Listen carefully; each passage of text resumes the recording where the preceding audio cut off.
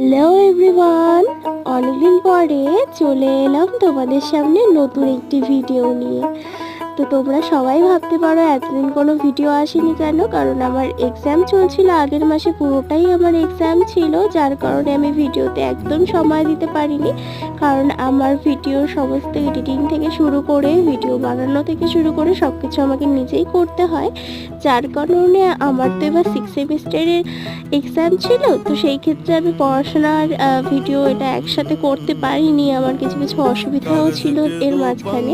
তাই ভাবলাম আজকে তোমাদের মাঝখানে অনেকদিন পরে একটি ম্যাঙ্গো কেকের রেসিপি আমি শেয়ার করি।